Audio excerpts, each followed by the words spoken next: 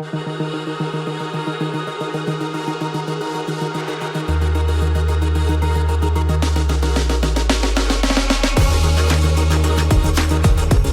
of the reasons why I think we have to really seriously consider reform is that the crop of younger professors coming out, they're much more politically homogenous than they are today, believe it or not. And they are much less good on free speech and academic freedom when it comes to major political issues.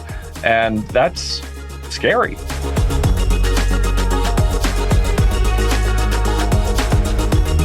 Welcome to Acton Line, a product of the Acton Institute for the Study of Religion and Liberty. I'm Eric Kohn, executive producer. Today, we're bringing you a conversation with Greg Lukianoff, the president and CEO of FIRE, the Foundation for Individual Rights and Expression, about his new book with journalist Ricky Schlott, The Canceling of the American Mind. Cancel culture undermines trust and threatens us all, but there is a solution. Cancel culture is a relatively new phenomenon, and The Canceling of the American Mind is the first book to codify it and survey its effects. From the team that brought you the best-selling Coddling of the American Mind comes hard data and research on what cancel culture is and how it works, along with hundreds of new examples showing the left and the right both working to silence their opponents. Rather than a moral panic, we should consider it a dysfunctional part of how Americans battle for power, status, and dominance. Cancel culture is just one symptom of a much larger problem. The use of cheap rhetorical tactics to, quote, win arguments without actually winning arguments. After all, why bother refuting your opponents when you can just take away their platform or career? The Canceling of the American Mind offers concrete steps towards reclaiming a free speech culture with materials specifically tailored for parents, teachers, business leaders, and everyone who uses social media. We can all show intellectual humility and promote the essential American principles of individuality, resilience, and open-mindedness. Greg Lukianoff is an attorney, New York Times best-selling author, and the president and CEO of the Foundation for Individual Rights and Expression, or FIRE. He is the author of Unlearning Liberty, Campus Censorship and the End of American Debate, Freedom from Speech, and FIRE's Guide to Free Speech on Campus. He is the co-author, along with Jonathan Haidt, of the best-selling The Coddling of the American Mind, How Good Intentions and Bad Ideas Are Setting Up a Generation for Failure. Greg has been published in the New York Times, the Wall Street Journal, the Washington Post, Los Angeles Times, Boston Globe, and numerous other publications. He frequently appears on TV shows and radio programs, including the CBS Evening News, The Today Show, and NPR's Morning Edition. He's the author of the new book, The Canceling of the American Mind, Cancel Culture Undermines Trust and Threatens Us All, but There is a Solution, which we'll be discussing today. You can find additional resources in the show notes for this episode, as well as find previous episodes of Acton Line on our website at acton.org/actonline. And if you like this program, you can help us reach even more listeners by sharing it with a friend and leaving us a 5-star review on Apple Podcasts. We welcome your comments as well. Acton Line is available on Apple Podcasts, Google Podcasts, Spotify, or wherever you listen. Greg Lukianoff, welcome to Acton Line. Thanks for having me. So your book is The Canceling of the American Mind, Cancel Culture Undermines Trust and Threatens Us All, but There is a Solution. We will definitely get to the solutions, but why don't we start with a definition? How do you define cancel culture? Sure. And we'd spend some time talking about other definitions that we think are good as well, including Jonathan Rauch's 7-point matrix for figuring out if it's cancel culture from his great book, Constitution of Knowledge. But we settled on a much simpler definition, which is, and it comports with what I observed on the ground, working, defending free speech and academic freedom on campus, which is the uptick of campaigns to get people fired, expelled, deplatformed that began around 2014 and accelerated in 2017 for speech that would be protected under the First Amendment. Now, there we explain this in the appendix, so we don't want to bog down the definition. We want to keep it nice and short. We're talking about kind of an analogy to public employee law, the kind of things that could because public employees are assumed to have some amount of free speech right. You can't fire someone for, in one example, writing an op-ed in the local newspaper talking about school board elections. And the culture of conformity that resulted from this uptick. And what we're trying to do there is to establish it as a historical period, the same way people talk about the Red Scare or they talk about the Victorian era. We think that this should more or less be thought of as the age of cancel culture. And why 2014? Honestly, Coddling the American Mind, my previous book with Jonathan Haidt, does a lot more to, like, explaining why. So we didn't do as much of it in Canceling of the American Mind. But the technology that made cancel culture so pervasive, it is social media. The ability to instantly create at least the appearance of a massive angry mob out of the ether is pretty novel in human history. Well, and the ability of everybody, regardless of who they are or where they're from, to express any thought they have at the moment they have it. So I'm not whether sure they should or not. Whether they should or not, absolutely. So I'm wondering if this is the year, because you said you picked 2014 for where to start, and I cannot remember her name, and I should have looked it up before we talked. But the unknown woman who made Justine Sacco. Justine Sacco, that's it. Mm-hmm. Who made a joke as she was getting on a flight to South Africa about, hope I don't get AIDS. I won't. I'm white. And by the time, I remember it, from being too terminally online myself, that it was trending, has Justine landed yet, right? Yeah. So this is the first example that I think I remember. But you do have that input being added to it as well, right? That you have more people who are, generally speaking, nobodies in the public sphere who can offer a thought about whatever that can then get amplified by people who wish to form this kind of mob. So there's an input side of this as well as the mob formation side of it. Yeah, and we talked about Justine Sacco's case in our 2015-2016 documentary, Can We Take a Joke? We talked to Jon Ronson about that, and we were able to interview him because he wrote a book called So You've Been Publicly Shamed, which is really one of the, probably the first book, other than a short book called Freedom from Speech, that actually talked about cancel culture before it even had a name. And Can We Take a Joke was actually a documentary we started back in 2012 because we were hearing from comedians through our cooperation with people at the Comedy Cellar in Numdwarman that they didn't like playing campuses anymore because they couldn't use their good material. And this was from Lee Camp, like someone who's very far to the left himself, but he's like, yeah, that's just not worth it. So where does this come from? So we picked this period of time, 2014, roughly, where it starts. So you have what we just talked about. You have social media, you have the internet becoming even more mainstream, the ability of people to offer whatever thought they have.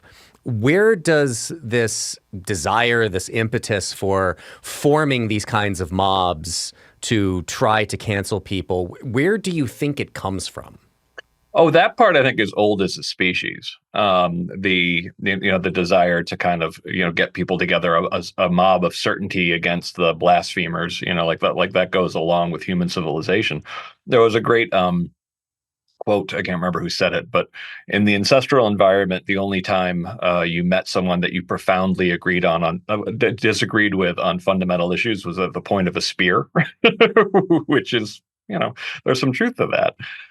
So I definitely think the instinct to cancel is as old as the species. Nat Hentoff used to joke about this as well. I think we developed a lot of good cultural mechanisms for reining that in a bit. And we call and the book, we call that free speech culture. Like the idea of we talk about a way to think of free speech culture is already embedded in a lot of idioms we unfortunately don't use very much anymore. My co-author on the book, as you know, is the 23-year-old genius young woman named Rikki Schlott. And it was very nice to be able to write with her, because it was a way of sort of checking myself as a Gen Xer, about what's going on with kids today. And she made the point that when I talk about these idioms, and the ones I'm getting at are things like to each their own, everyone's entitled to their opinion, it's a free country, don't judge a book by its cover, walk a mile in a man's shoes. These are all small d democratic values, like the idea of kind of like check yourself, man. You don't know everything, and that person knows things you don't, and who are you to judge them? Those are great values if you're living in a pluralistic democracy, and you want it to work at least. I grew up with them. I'm sure you heard them all the time as a kid, but Ricky didn't, and I think that we've lost sight of some of these norms that help us kind of check ourselves and our own arrogance and our own certainties. And meanwhile, we've partially due to higher ed and getting into the younger grades through K through 12, we've entered an age that I talked about in my first book on Learning Liberty 2012, a kind of an age of certainty. Like I was saying, like we live in certain times. And I know you're supposed to say that we live in uncertain times, but there's a sort of moral absolutism, that comes that sometimes is explained as sort of social justice fundamentalism that Tim Urban calls it. And interestingly, so I think some of it has to do with the ideology. And so we talk about all the different ways, what was so different about the students in hitting campus around 2014 in coddling the American mind. And we have like 6 different, things. Well, 1 is the technology, of course. 2 is polarization. 3 is paranoid parenting. 4 is lack of free play. 5, why is more like why campuses. 5 is the hyper-bureaucratized university, and 6, of course, are the new ideas, the new ideology. And we wanted to make sure that people knew that isn't the only thing that's going on here, but of course it plays an important role. Here's something we didn't say in Coddling the American Mind that getting to talk more with Ricky made me think a lot more about, even though it was kind of clear, that to a very real degree, cancel culture is junior high school, but extended to the entire world. And in a very literal sense, because Ricky was, unfortunate enough in a lot of ways to grow up with the first, teenagers who had, she had a cell phone since she was 10. And you give a bunch of, middle school girls technology that allows for a lot of relational aggression. You've just given, the mean girl syndrome superpowers. And a lot of this was developed as a way of sort of, fighting for social status among young kids. But it was so effective, and particularly if you use the language of social justice, you can take advantage of the entire psychology of taboos to win your interrelational battles. And this started hitting campuses around 2014, because that's when the first generation of people who grew up with this technology in their pockets really started hitting. And it should have been checked there. There should have been campuses going, this is not the way we argue. Like, just pointing out that someone's a bad person and therefore you don't have to listen to them anymore. That's arguing like children. But instead, campuses were already, home to a lot of this, sort of overly simplistic thinking, and propagated and expanded it rather than tamped it down. I've heard it said that, let me put it this way. Why are so many of the adults in these situations seemingly terrified of the younger kids? I think you see this in both academia and in the business world, because you'd heard for a while that as we were observing some of these problems on college campuses, people would say, oh, wait till they get out in the real world, wait till they see what it's like to be in a corporate environment, and then this whole thing will change. And well, I'm sure there are examples of that, right? So I can't remember who was who made this point that we and I'm sure you're more intimately familiar with it, given Fire's work, that we hear about all the terrible stories of free speech incidents or free speech problems on college campuses. But there are thousands of colleges and universities in the country. I'm sure some of them operate fairly normally without the kind of awful examples that get to the top trending on Twitter. But so I'm sure there are people who have gotten into the business world or the real world and acclimated to it. But there does seem to be both college professors who maybe of a certain political ideology, but still seem to be terrified of the students in their classrooms. And certainly business executives, people in companies who seem to be terrified of the younger people who work for them. Anybody who follows, the fallout of what happened with Tom Cotton's essay in the New York Times, and the way that it was the employees of the Times in the Slack channel who were the ones really pushing back on this. Why do you think there's been that failure of the adults? It's a great question. But the first thing I want to address, and we address this in the appendix because it's often used as a way of sort of diminishing cancel culture, is this argument that there are thousands of universities. And while that is technically true, about 50% of four-year college students attend only about 200 schools. And if you get that up to about 600, you're talking about more than 80% of all college students. And the thing about cancel culture, one of the reasons why it's so insidious and so much more important than I think people understand, is it's also concentrated at the top. Like the top 10 schools in the country account for something like 5% of cancel culture. We found that half of cancel culture is about 80 schools, all in the top 200 of schools. And that's important because that means that, and I think this is actually a problem in the United States, we give way too much power to Harvard, Yale, Stanford, et cetera, in terms of deciding who our, forgive the expression, ruling class is. And I think it's profoundly unhealthy. We get all the distortions of these weird elite colleges. Now, why do the adults go along with it? There's a kind of long answer to that. One, with the lack of political diversity, we live more isolated from people we disagree with politically now. Right down to, we also are more isolated from people who are not in the same economic class as we are, and also a development I think is highly unhealthy. And I think in that circumstance, if you're going to a corporation that has overwhelmingly also people who are, millennial lefties, and you show up making arguments that appeal to lefties, saying, more or less like in the name of social justice, I think we should fire Larry. That's going to go farther in an environment, that's more politically homogenous. And these institutions have gotten more politically homogenous. So that's part of it, is that some of them just agree with it. And this is something we've seen. A lot of the dynamic was the Gen Z started hitting places like the New York Times, and some of the millennials actually, agreed with them to a degree or facilitated them. The scarier part of it is HR. The fear that essentially if someone comes in, I was just talking to someone who will remain nameless, but she is a non-white woman herself.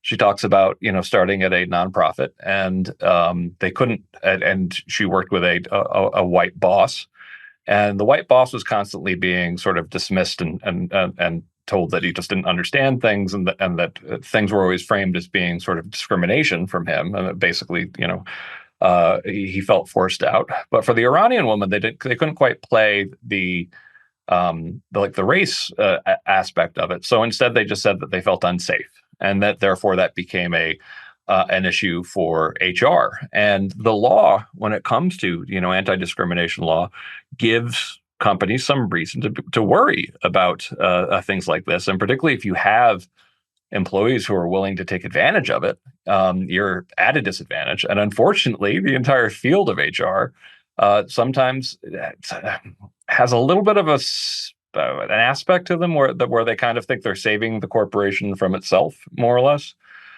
So we wrote something called "How to Keep Your Corporation Out of the Culture War," and me and John Haidt that went up at Persuasion trying to teach, trying to give advice to corporations on how to navigate these things. But I think that a lot of these corporations, they weren't ready for it. They had no natural immunity because they had no political diversity. They were sort of outfoxed in a sense by a savvier generation that was more willing to go immediately to the internet to air their dirty laundry.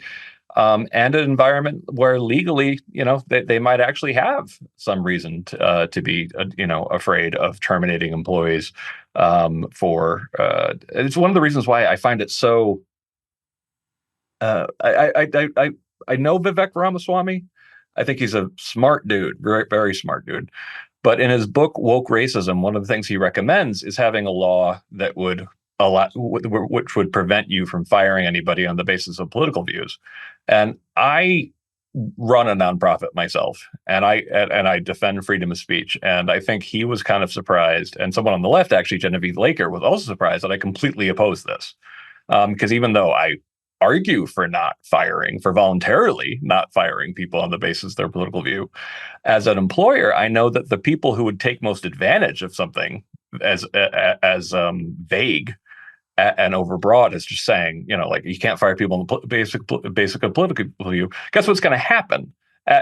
Every time you fire someone, they're going to say, oh, this is really about my political points of view. And the people who would actually exploit that the most, frankly, are some of these very same students, some of these very same, recent graduates. So I think that would just be a disaster.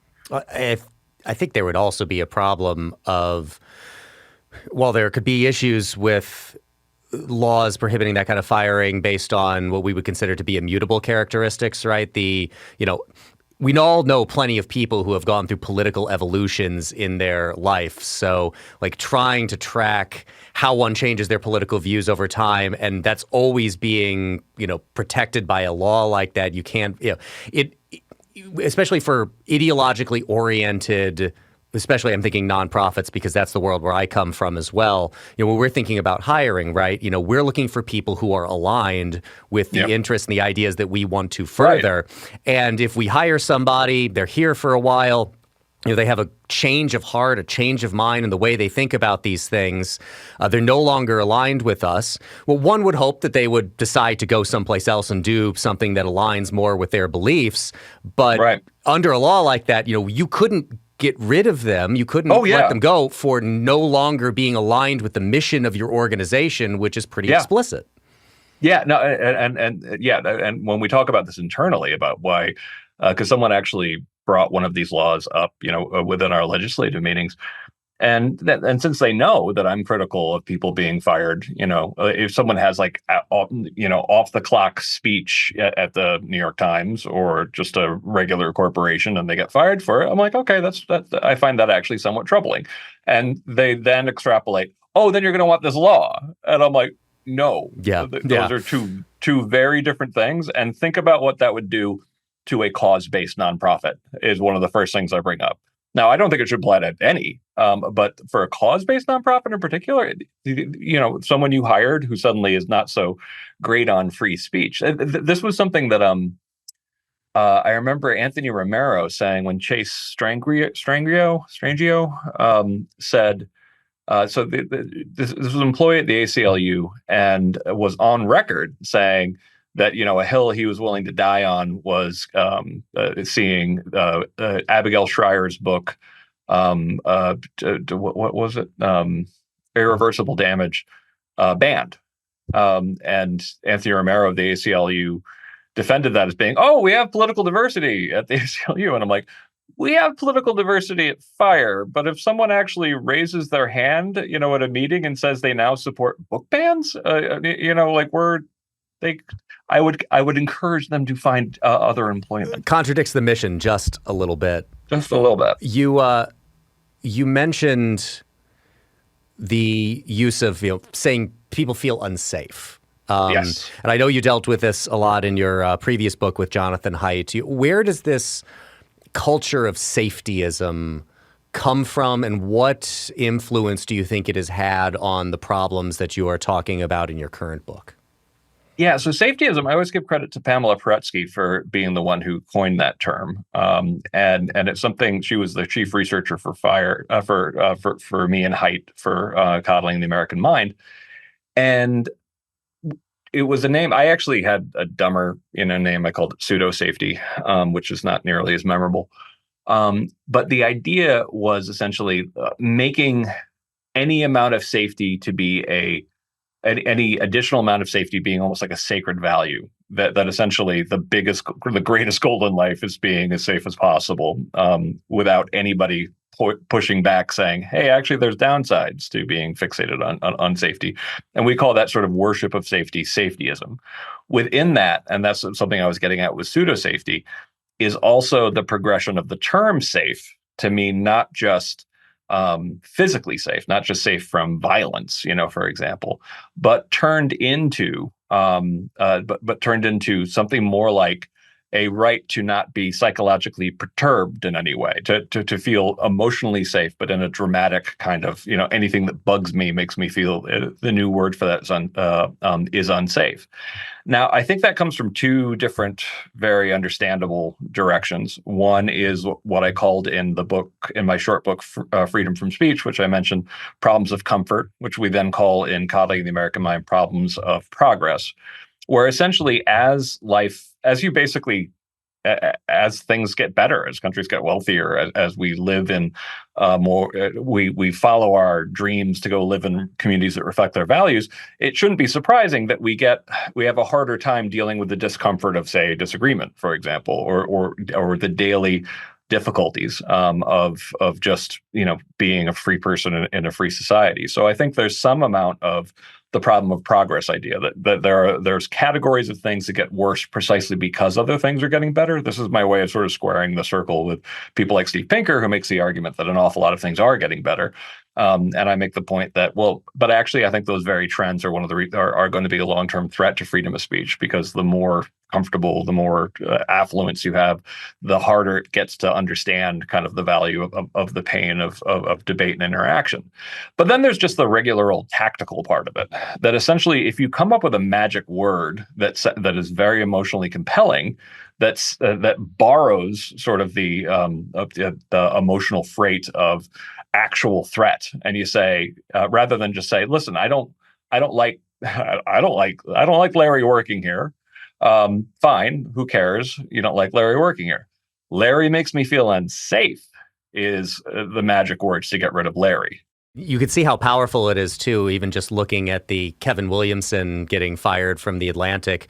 Yeah. Kevin Williamson was never going to be in The Atlantic's offices. He was going to work from his home in Texas. And yet his very employment at this publication allegedly made people feel unsafe to the point where they had to get rid of him. That actually brings up something I wanted to clarify. How much of a distinction do you draw in all of this between people who have some kind of a prominence, famous people that are quote unquote being canceled, or even Kevin Williamson in this example, being fired from The Atlantic, versus what we were talking about at the very beginning, the just kind of random nobodies like Justine Sacco, who says something, off color, or maybe not advisable, and that it turns their life entirely upside down. How should we think about the difference between people who have sought and already gained a public platform in different places versus people just living their lives, engaging on social media, but without much of a thought towards, I want to have this big public platform so that everybody is listening to and reading me and hearing my ideas on everything? The dominant victims of cancel culture are people you've never heard of. And there's a number of irritating sort of minimizing responses to the existence of cancel culture, including an argument that's essentially, well, these are all famous people. And who cares if famous people get in trouble? And it's like, you're not recognizing anything more interesting than well-known people tend to be in the news more. That essentially, of course, we know about the famous people getting in trouble more than we know about the nobodies, because nobody knows who they are. And this was a very funny kind of like response to the Harper's letter as well. It's like, 150 like well-known people saying, it's like, well, where's the letter with all the people you've never heard of? What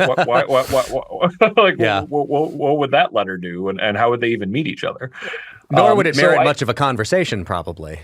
Yeah, well, it's one of the reasons why we do that analogy to public employee law in there, because one of the things that public employee law does that we think makes sense is, let's say you're a spokesperson, for a mayor or something like that. The law kind of gets that means that you probably don't really have much of a much of a private sphere. So if you spout off about this economic decision is actually stupid. I'm saying that without my spokesman hat on. It's like, yeah, you can probably lose your job for that. Like, and that's just kind of common sense. That essentially, like, if your job is to be a mouthpiece, then you have very limited free speech outside of that. I did think, though, that even for the relatively well-known people, some of it would just struck me as so silly in different cases. There was a case where Dave Weigel at the Washington Post retweeted a joke from a comedian. So what was happening that day was there was this article saying that a huge percentage, like something like 30% of like Gen Z young women self-describe as bisexual. But most of them, like the overwhelming majority of them, only have sex with men. And that struck people as kind of like, what does that mean then? Like to self-describe as bisexual. And he retweeted, possibly not the best judgment, but a joke by a comedian saying, all women are either bisexual or bipolar. Little off-color joke. And he was immediately suspended from the Washington Post. And I tried to explain the distinction between free speech culture and free speech law, very, very carefully on this, since I take some flack for it sometimes. And I was very clear. Legally speaking, absolutely the Washington Post can do this. Like, no doubt about it. But I think we live in a healthier country if the Washington Post came out and said, you know what? We're not in the business of policing jokes that our reporters retweet. So no, we're not going to suspend him for retweeting a mildly racy joke. That would have been a healthier response, in my mind, because I do actually think that it's one of the things about like the targeting of J.K. Rowling. Like one of the ways to dismiss it is like, well, J.K. Rowling's a billionaire; she can take care of herself. It's like, well, listen to the witch trials of J.K. Rowling. It's pretty nasty stuff that she's been subjected to that shouldn't be minimized. But yeah, sure, she's a billionaire and she's tough and she can weather this. But that message is not for J.K. Rowling to a large degree. It's like anybody who doesn't have $1 billion in the bank seeing the withering attack that was directed at J.K. Rowling, they know they can't stand up for it. So it's really more of a warning for all the rest of you to shut up rather than this person that we can't quite get, but would if we could. Yeah, they become a totem as a warning to everybody else. I'm glad you brought up the distinction between legal free speech and cultural free speech, because I want to ask you to talk about the current states of those. And I thought of a comparison. I remember hearing David French talking about how, with regard to religious liberty, legal protection of religious liberty has probably never been better in the United States than it is right now. And his comparison or his connection there was to say that the cultural power of religious people has been on the decline. So they're more protected, but less powerful. I wonder if you think it's kind of a similar thing that's going on right now with like free speech jurisprudence. From my perspective, not a lawyer, really, really good. Yep. The cultural issue, though, is far more problematic.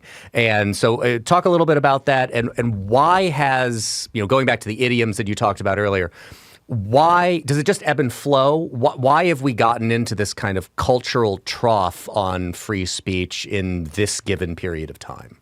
Yeah, I mean, I totally, David's an old friend. He was, and we became friends geeking out about Star Trek way back in like 2001 when I was new at Fire. And I actually was one of the people who really advocated him for being president of Fire, which he was for about almost 2 years. And it was really a pleasure to work with him. And yeah, we completely agree on this. I think the state of First Amendment law, very strong. Got my quibbles, of course, but very strong. The state of free speech culture, not so great. And I always have to, I think that there's a way to liken this to some of the economics, an old saying in economics that poverty isn't something you have to explain. Poverty is the natural state. It's wealth and prosperity that you have to explain. It's kind of the same thing with freedom of speech. And the reason why I call my blog/Substack The Eternally Radical Idea is that free speech doesn't come naturally to people. They want cheats. They want ways to win arguments without actually having to convince anybody. They want to be able to figure out ways that they can use a minimal amount of energy to exert the most amount of power. And so free speech has been pretty unusual in human history. It's been pretty rare, even in countries that promise it. The First Amendment only started being strongly interpreted in 1925, believe it or not. It was only in the late 1950s that we ended up with something that looks more like the First Amendment we have today. So the law was not even very strongly appreciated, and free speech didn't have that kind of talismanic value for much earlier generations that it did when I was a kid. I feel very lucky to have grown up, largely in the 80s and early 90s, when there was a strong appreciation for a culture of free speech, and the free speech law, was doing well as well. And the ideal situation, sometimes people misunderstand me on this one, is to have both strong free speech law and free speech culture. But I do really try to emphasize you won't have good free speech law for long, particularly in a common law country, if the cultural norms are stripped away. In terms of how did we get to this point where free speech culture is not nearly as appreciated? Some of it's the cold and personal, the part of me that loves social psychology and social science. There is a tendency to want to attribute things to large impersonal forces like group polarization and all this kind of stuff, which are all very real and all very important. But I do stress in Canceling of the American Mind that a not insignificant part of this was very intentional. That essentially the attempt to diminish freedom of speech as being a definitive lefty value was something that Herbert Marcuse, really got behind in 1965, just 1 year after the start of the free speech movement on the campus. He was advocating for eliminating free speech protections for so-called conservatives and for regressives, right-wingers. And I kind of forgot how incredibly clear repressive tolerance is about this. And it's not a smart. It's one of these things where I just don't get why people think this man is smart, because it's the argument is, my side get free speech, you side you bad, that's that's as old as time. Yeah. And it wasn't even worded particularly cleverly. But I guess, it was such a kind of comparatively radical thought. It was partially radical. It was a terrible idea. It's you're just justifying dictatorship again, just in a different way. State power being used to crush people. And thankfully, in the 60s, that wasn't, although actually Marcuse was taken very seriously in the 60s, unbelievably.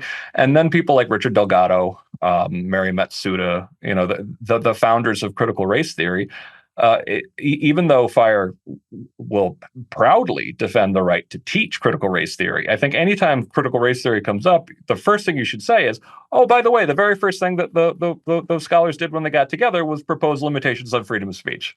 And they're very open about this. The Words That Wound came out, the original article, I think it was 1980. A version of it came out in 1994 with Kimberly Crenshaw, Derek Bell, all of the critical race theory people behind it. So there was a very intentional effort to get to sort of switch the liberal left to the sort of progressive kind of CRT kind of conception of free speech being bad. And I first ran into this when I hit law school in 1997, because I just kind of assumed, believe it or not, I'm left of center myself.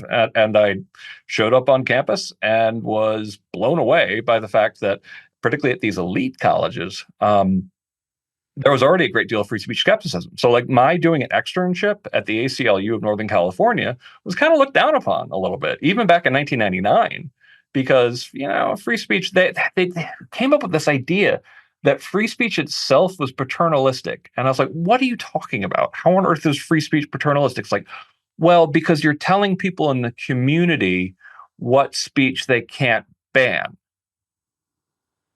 I was like, I understand what you're doing there, but it's absolutely turning things on its head. And what's weird is I don't even think you understand that you're doing that. So there was a pretty intentional effort to sort of turn the tables on freedom of speech. One of the impersonal kind of factors is once you're supermajority in control, there's a tendency to see free speech more of a nuisance. Like this, like when you realize, wait, we're going to be the censors. Oh my goodness. Well, if we're going to be the censors, well, that's entirely different. And unfortunately, as the generational people who are good on free speech, that's boomers and Gen Xers, are kind of dying off and retiring in higher ed. One of the reasons why, and my COO might be mad for me making people so pessimistic, but one of the reasons why I think we have to really seriously consider reform is that the crop of younger professors coming out, they're much more politically homogenous than they are today, believe it or not. And they are much less good on free speech and academic freedom when it comes to major political issues. And that's scary.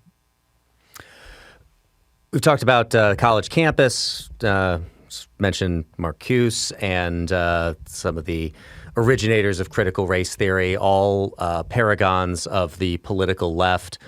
To what extent is this also a problem on the political right, cancel culture, and problems from a cultural perspective with freedom of speech? I thought this was kind of funny. We've been taking some flack on the book because we take on cancel culture from the right.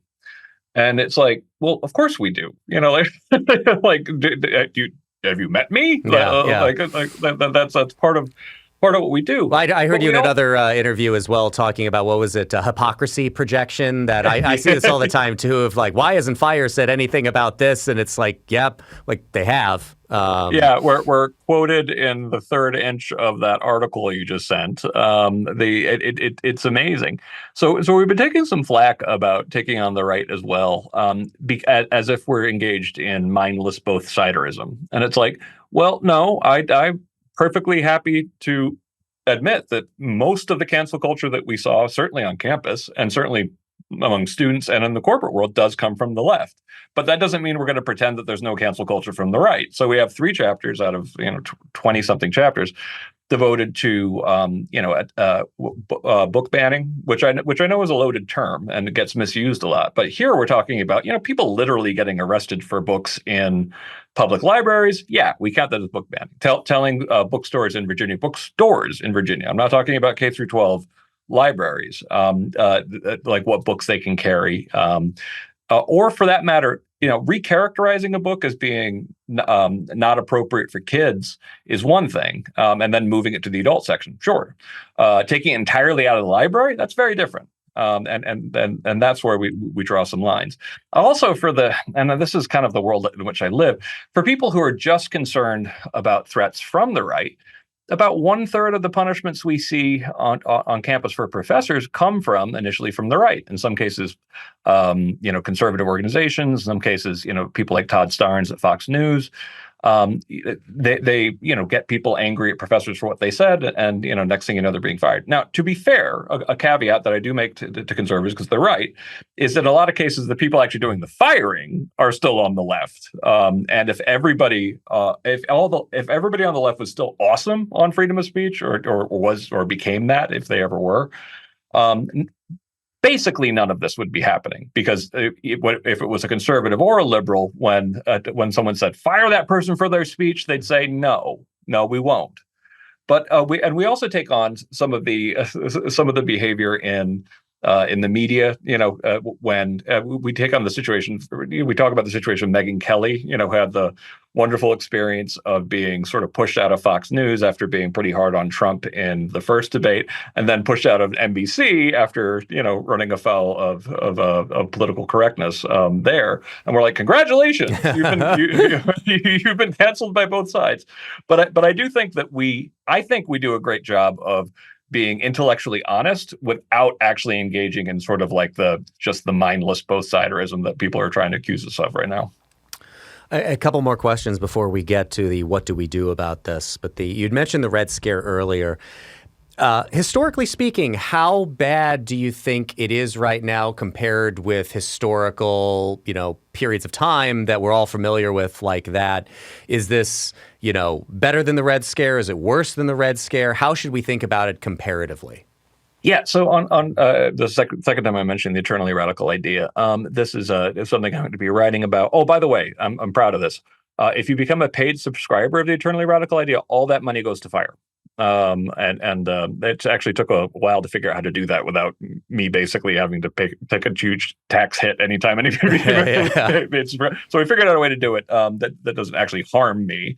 So yeah, please sign up. It's a win-win for everyone, and we're doing sort of historical comparisons through it because. Oh man, I mean, how many people think they know anything about this topic and will come out? I remember Adam Curry saying this at the time we were talking about. I think at that point we knew of about 700 attempts to get professors fired since 2014, with about 150 professors fired, and he literally wrote, "Well, any problem at that scale is basically effectively solved." And I'm like, okay, you don't know anything about this topic, because you know how many professors were threatened? Were threatened and or fired after in the 5 years after 9/11 for speech related to that or the Iraq War? 17.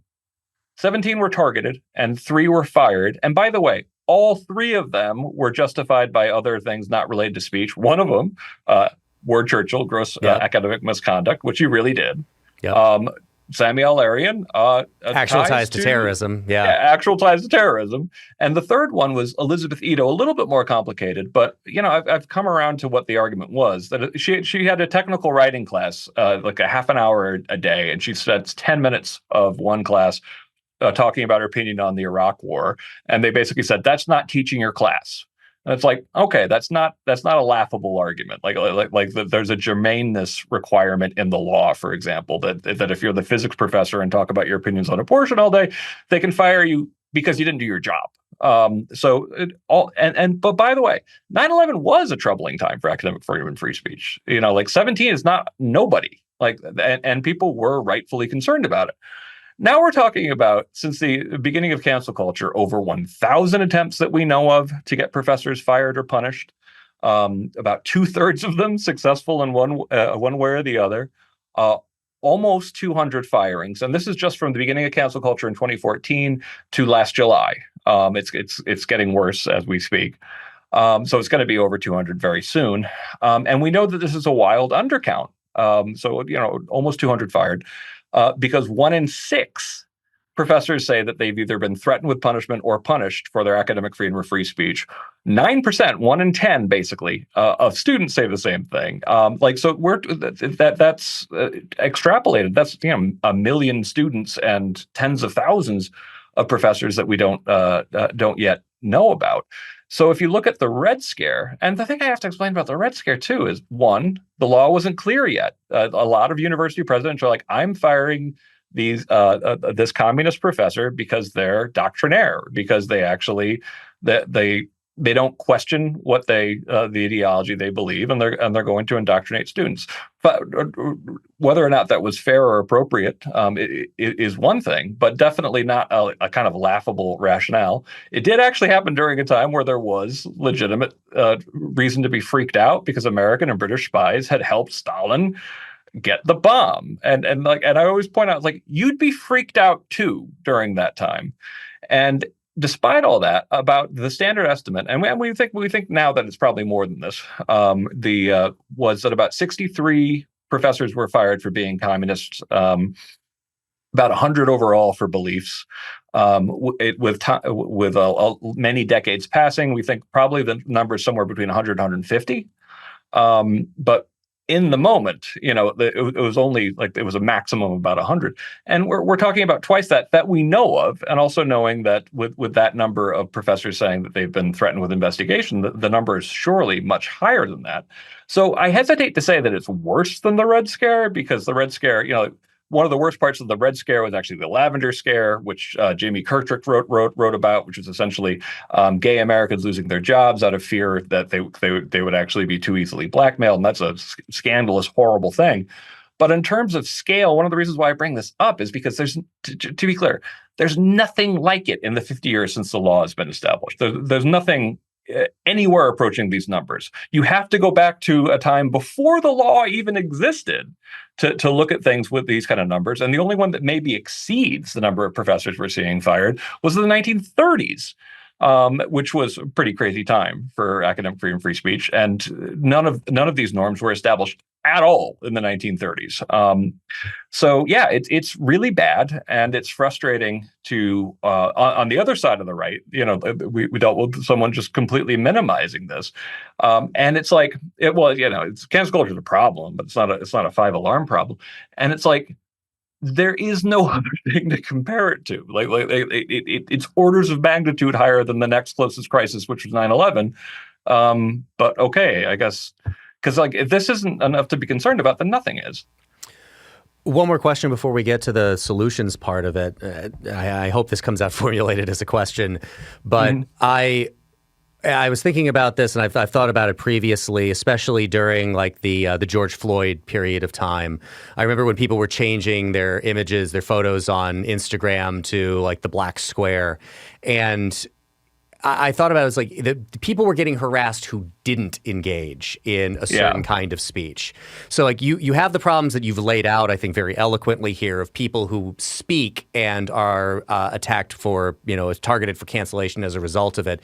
Do you see any problems stemming from this kind of, I think very social media, online oriented? I always think of it, that line from Blazing Saddles, I didn't get a harumph from you. There's this demand that everybody echo the popular opinion of the time. Have you seen any issues of people who have been reticent to engage in certain kinds of speech who've been similarly targeted? Oh, God, absolutely. Yeah. And particularly in 2020 and 2021. And this is one of the things that's been funny coming out of the last several weeks of a genuine uptick, since October 7th, of pro-Palestinian speech getting in trouble on campus. And, there's no question about it, according to our own data at FIRE, that there has been an uptick there. But it was kind of amusing to see people say, oh, my God, something's happening now. People are getting in trouble for their opinions and on campus. And it's like, yeah, welcome. I read something in Politico that was like, we haven't seen anything like this since 9/11. I'm like, no, actually, you don't know enough about that. Or McCarthyism. I'm like, or 2021 or 2020, which are actually the worst years we've ever seen, were 2020 and 2021. And a lot of that was about people just being unwilling to say exactly the right thing, or saying something that was, in the most mildly critical kind of way. I mean, one of the cases that we saw in this absolute flood of cases that we saw in 2020 was someone basically just saying more or less that cancel culture was real and getting canceled for it. So yeah, being in the most ideologically hot times, groupthink kind of gets turned up to 11, and even though there are people saying that wokeness, or whatever you want to call it, is on the decline, I think that's a little bit like saying that the British actually won the Revolutionary War because by 1790 the Americans had stopped fighting. It's because they won. It's because people were sufficiently shut up and frightened, to actually to say anything. So I think we're still very much living in the shadow of it. And by the way, I think this is all going to get worse again in 2024. I would love to be clear. I would love to be wrong about this, but I fear that in such a hot ideological year as 2024, cancel culture is going to make a ferocious comeback. The subtitle of your book is Cancel Culture Undermines Trust and Threatens Us All, but there is a solution. Greg, what's the solution? I hesitated with the A solution because we spend a third of the book talking about potential solutions, because we don't think this is an easy problem to fix, and that's why we address it from parenting. We have a lot about parenting in there. K through 12 reform. We talk about how corporations can keep themselves out of the culture war. I went full on vouchers, by the way. I'd never previously been a pro K through 12 voucher person, and I was like, nope, sorry, this is just too. We need more dramatic steps here, and so I publicly changed my opinion on that. And when it comes to higher ed, I mean, I think if there's an agenda for people for reform, step number one has to be find a body, set up a new organization, find some genius to organize efforts at higher education reform that include things like, step one, make sure that there aren't legal impediments to competing models for higher education in K through 12. Like, do everything you can to pull out as many different things that could prevent you from, for example, I always like this idea of, Steve Pinker U, where essentially rather than paying $70,000 a year to Sarah Lawrence, someone pays, some brilliant person some amount of money per year to be kind of their mentor.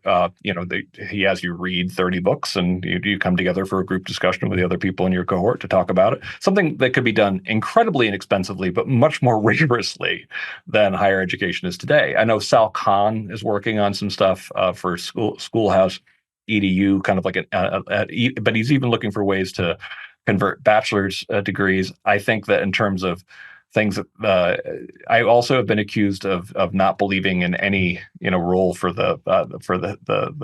for legislation, and that's not true. I think that actually part of the problem is that the existing way we regulate higher ed has required them and incentivized them to be massively over bureaucratized, and that's got to be not just changed but reversed. The hyper bureaucratization of universities is one of the reasons why they're so expensive and why there's so little free speech. And that has to be turned around. I think we should. I have no problem with laws against political litmus tests in higher ed. So, for example, the passage of DEI statements, the idea that at a time of record low viewpoint diversity and cancel culture, unlike we've ever seen in higher ed, that someone would decide, or actually almost half the schools in the country, I think more, that we need an extra political litmus test in higher ed in the form of DEI statements was just completely bonkers. And those should, I don't believe they're constitutional to begin with. And that's one of the reasons why they shouldn't exist. So there is no one answer. The answer is we have to try a lot. We have to do a lot of experimentation, but we can't just expect the cultural ties to change and everything will fix itself. That's what we thought after the end of the first great age of political correctness in the mid-90s, that essentially, we had this hot fever for enlightened censorship, and thank goodness that ended. But it didn't really end. It just became less popular among students and faculty, and the administrators glommed onto it. And I spent the early half of my career, more than that, fighting administrators who were still true believers in the old kind of enlightened censorship idea. And then what happened? Those same administrators met up with a generation that was much more interested, that shared the same point of view. And we've been living with its disastrous consequences since. Greg Lukianoff is the president and CEO of FIRE, the Foundation for Individual Rights and Expression, and the author of the book, The Canceling of the American Mind. Cancel culture undermines trust and threatens us all, but there is a solution, which we've been discussing today. Greg, thank you so much for joining us today on Acton Line. Thanks so much for having me.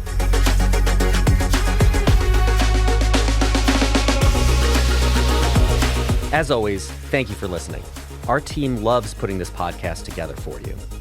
It's encouraging to hear from our listeners. Feedback is incredibly important to us because it lets us know what you'd like to hear more of, including the kinds of topics you're interested in most. If you have comments, feedback, or ideas for a show topic or interesting guest, you can email our team at producer@acton.org. Until next week, for Acton Line, I'm Eric Kohn.